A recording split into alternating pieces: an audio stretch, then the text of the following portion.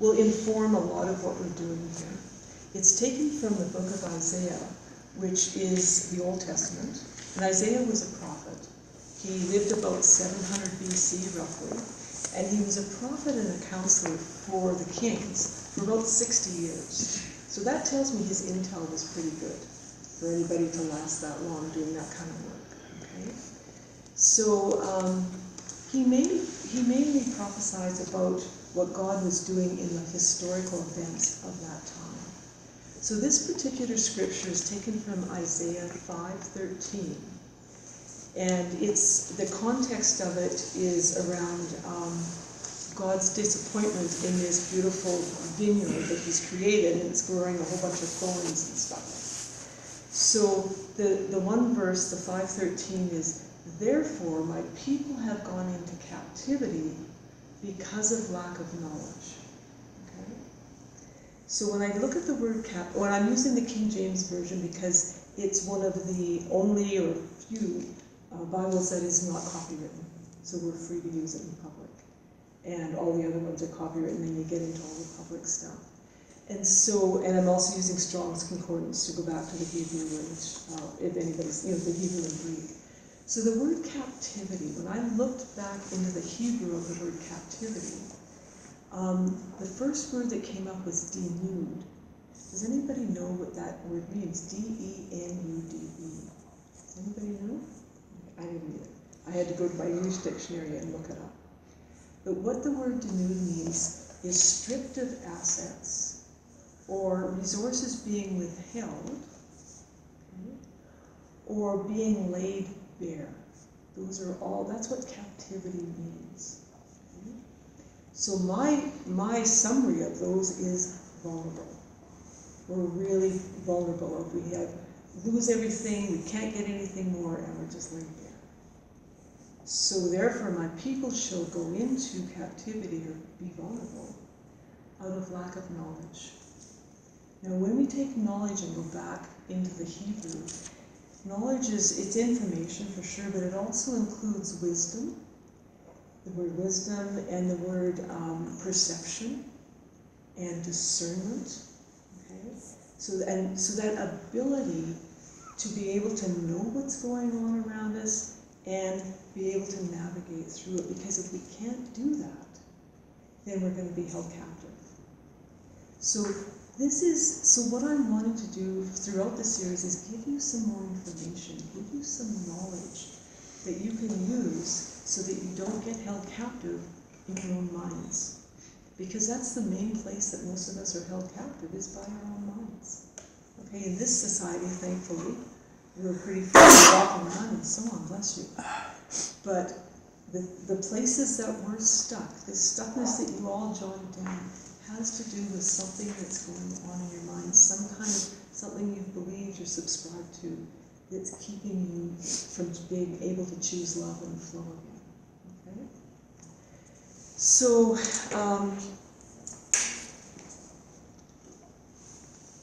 the real piece of knowledge that I'd like to begin with, okay, and we're going to start with some basic stuff, and then build, as the weeks go by, build into some bit more advanced stuff, let's say.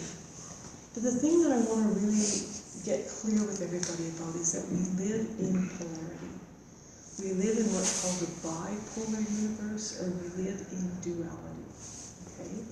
Where opposites are true at the same time. We live in a both-and world. Okay? And it's pretty obvious at the basic level. So like in our physical world, for example, okay? In some places, and maybe in our own yards, we have some lush green grass, and we also have some brown dead grass, right? In our own bodies, we might have parts of our bodies that are really healthy, and we might have other parts of our bodies that are not healthy, that they're diseased in some way, or that they're compromised in some way. So both are true. So to say that I'm healthy isn't the whole truth. Parts of me are healthy. To say that I'm sick isn't the whole truth. Part of me is sick, but part of me is compromised. Okay? So we live in this world physically where opposites are true at the same time. Okay? Let's look at emotionally. What might be some examples of opposites emotionally that we can experience at the same time? Happy, sad. Happy, sad, there's a basic one, yeah. Yeah. Love, hate. Huh? Love, hate. Love, hate, absolutely. Love, that's often one we use in relationship, right? I love you and I hate you all at the same time, and I just can't stand it, Or we're grieving the loss of someone dear, and yet we're just laughing at some memories about them, and so we're laughing and grieving all at the same time. Both are true. So to say, I'm grieving, is again half of the truth. Or I'm joyous, half of the truth. Okay? Or, people often come in, they say, I'm depressed. Really? That's who you are? Oh, well, no, I guess it's not who I am. See, they've identified with something that's happening, but it's not who they are. So what about your toes? Are they depressed? Well, no. Well, what about your hands? No. Oh, so only part of you is depressed? Well, yeah. Okay. So part of you is depressed and part of you isn't. Would that be the whole truth? Yes. So opposites are true at the same time. What about our mind? What about our thinking? What are some examples of opposites that we all experience in our thinking? Anybody? Calm and stressed. Yeah, calm and stress, that would be kind of an emotional thing, but yes, calm and stress. And there'd be different thoughts that would lead to that. We might have positive thoughts leading to calm, and negative thoughts leading to stress. Right?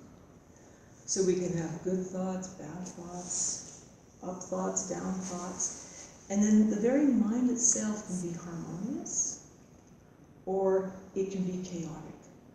You know how sometimes my mind's racing? This mind can race, or it can be still. Both are true at the same time. So then let's look at spiritually. What are so we're into the metaphysical, the unseen world, the world beyond thoughts, emotions, and sensations. What's happening in our spiritual world? What are the polar opposites in our spiritual world? What would some of them be? Oneness Separateness. and the other one, where you're not. Well, oneness would be at the absolute level, and I'm more talking about the relative level where there's actually duality still. Well, Okay, oneness would be the backdrop. Oneness and duality. Okay, oneness and duality, there we go. Yeah. There's oneness at an absolute level and duality at a relative level. Very good. Okay. Well, and there's your aspirations and then your reality. Aspirations and reality, okay. Or, aspirations and inertia, let's say. Okay, that would be more of it. And what about just positive energy and negative energy, okay, in the world? Think about it, even on a subtle level, like, apparently in any room, like in this room, that there would be some, in quotes, bugs floating around. Like the strep bug apparently is around us all the time. So there's positive energy and there's negative energy in that kind of room. And there's healthy molecules of air and then there's unhealthy molecules of air. So we're also in this world, in this room right now, there's two main polarities. One I'm calling love, the other one I'm calling fear. Okay? Because these are the two main camps, I'll call them, that are beaming energy to us constantly. So the love energy, we might describe it more as positive, flowing, good, healthy, those kinds of words we might use to describe it. I call that the kingdom of love. Okay? The negative, the fear-based energy, is more negative, it's more damaging, it's more hurtful, it's more chaotic, let's say.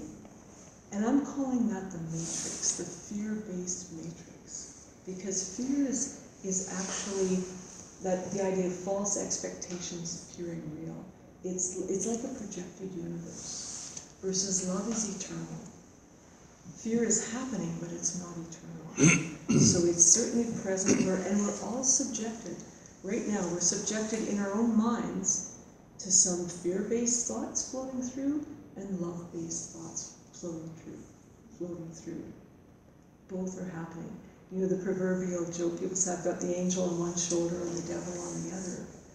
Well, that's literally what's happening here. We are all influenced by both of these polarities. And depending on how influenced we are, depending on the ratio of how much we lean into the love-based energy and how much we're influenced by the negative fear-based energy, is going to determine the health of our thoughts, our emotions, and our bodies, right down to the literal dendrites in our brain. Okay? We have all these little dendrites, they look like little trees in our brain. And both fear and love work through something called beta brainwaves, which I'm going to get into later, but I'm just naming it now. And they come into our spirit and our soul, and whatever we focus on will actually create dendrites in the brain of healthy ones, positive ones, or negative ones. And then they accumulate more and more. And depending on the ratio of those will determine your actual life. Okay? So suffice it for tonight. I say that's some of the stuff we'll get into later, but it's just a little teaser, I guess, or tidbit. But for tonight, just really embracing this idea that we live in a world where both positive and negative are happening concurrently. We live in a both-and world. There's negative energy in here, and there's positive energy in here. There's love-based energy being projected at us, and there's fear-based energy coming our way. Both are true. Okay. So that's kind of the basic knowledge piece that I want to share.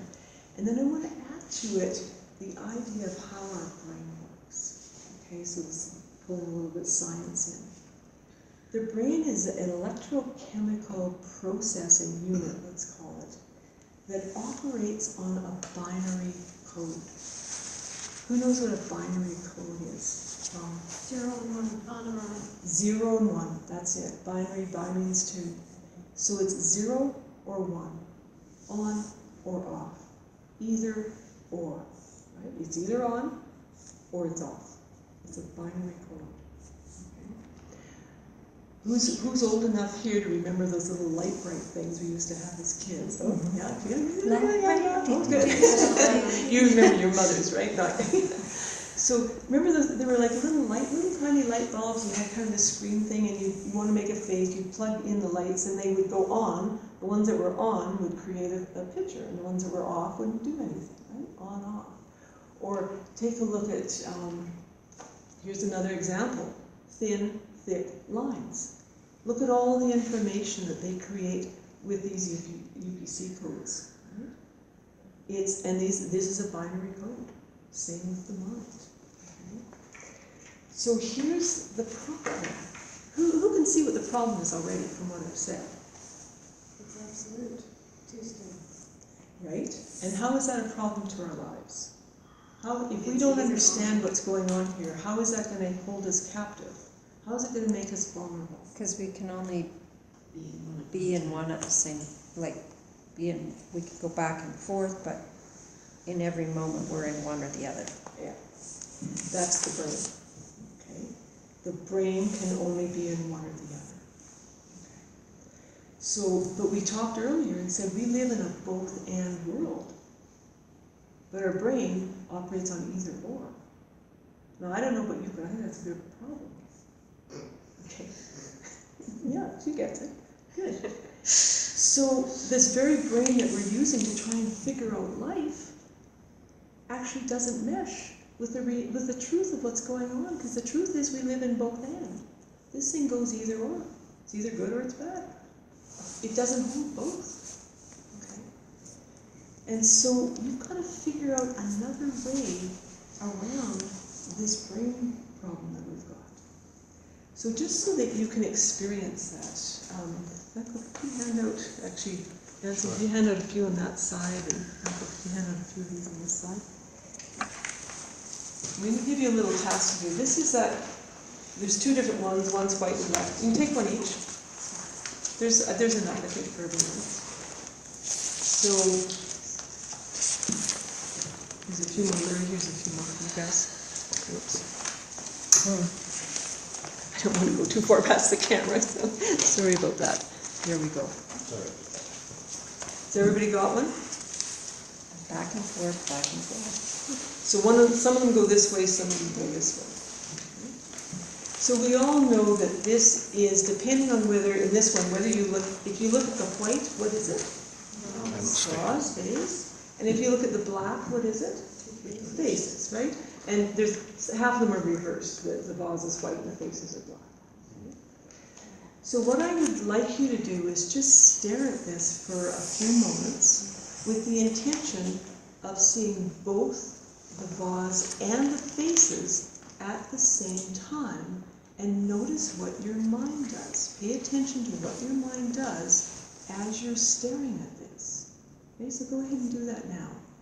Just do your best to look at this thing and pay attention, get a feel for what your mind is doing as you stare at it, trying to hold both the vase and the faces simultaneously. Yeah, it's funny, isn't it? I just want you to have an experience of what I'm speaking of.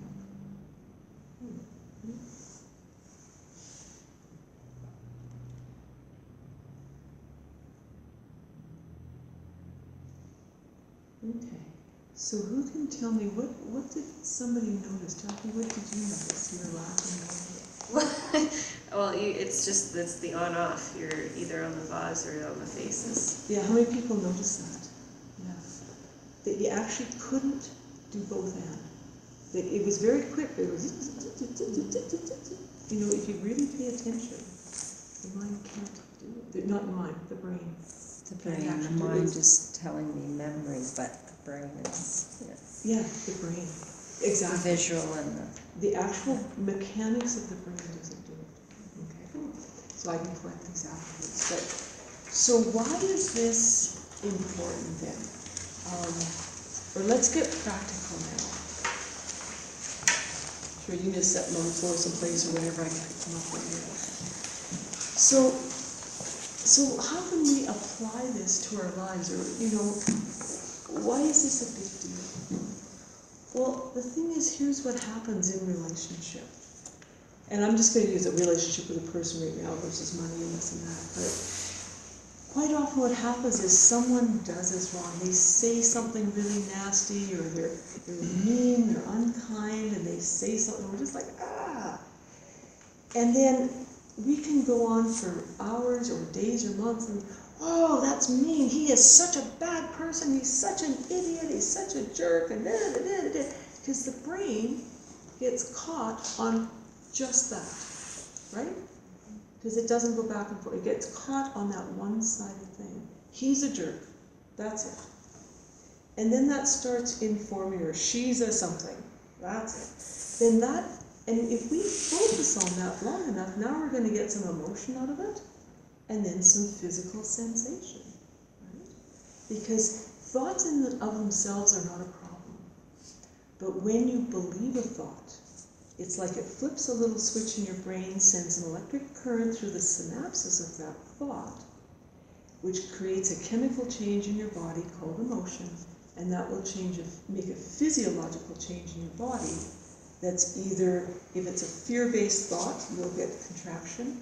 If it's a love-based thought, you'll get some kind of expansion. Okay? So when this brain of ours gets locked into, that was awful, he's mean, he's awful, he's blah, blah, blah, he, she, whatever it is, he never should have done that, and blah, blah, blah. Then we get stuck. This is how we get stuck, because the brain just sees that's it.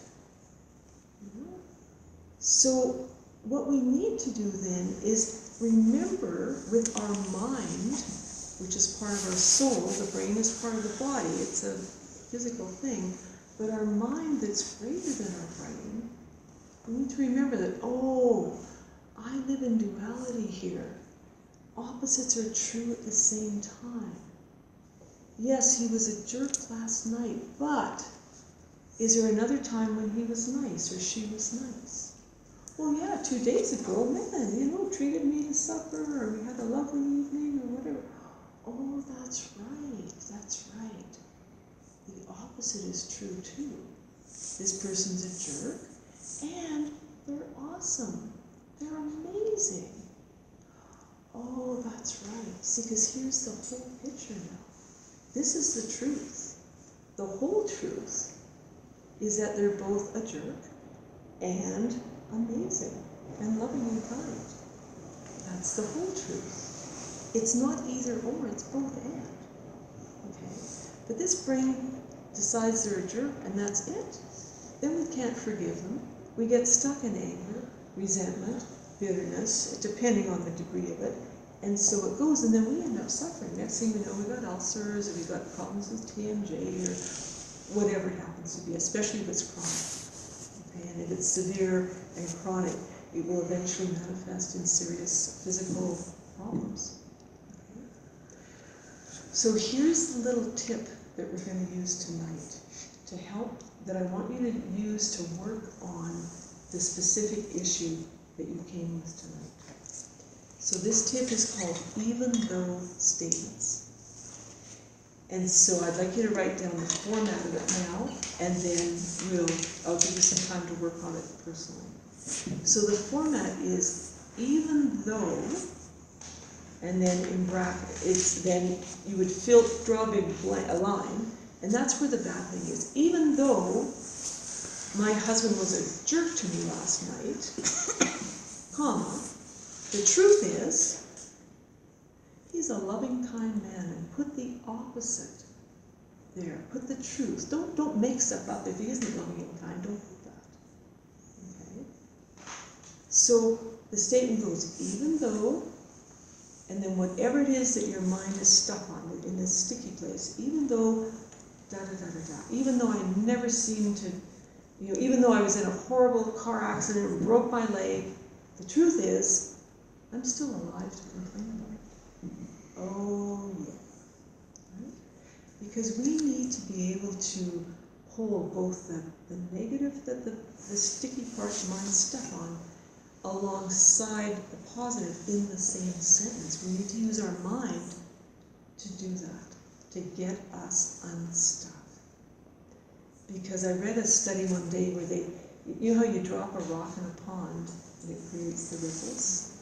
Well, if you drop 2 rocks in, you get ripples going out from both of them. Where they intersect neutralizes, it goes flat in that overlap. So that's what we're doing here by consciously with our minds choosing to hold both together. He's a jerk and he's an amazing man. Okay? I hate him and I love him. That's going to neutralize the charge on that. And when the charge is neutralized, you get back to a place where you can choose a loving response, if that's what you'd like to do. And it doesn't mean that you don't straighten out whatever was said and say, hey, that was unacceptable. But it's very different talking to someone from a charge position. That wasn't right, what you said, blah, blah, blah, blah. Versus from a neutralized position, say, you know what, the way you handled that was unacceptable. We've got to find a different way to do that. So that you actually have a chance of resolving that issue if you can come at it from a neutral place. Okay? So any questions on how to do the format of it? Even though something, and then comma, the truth is, and the exact opposite. Load that into the system as well. Okay. So I'm going to end the teaching there, so Michael can stop that. And what I'd like you to do right now, we're going to take, 10 minutes on your own, 5-10 minutes.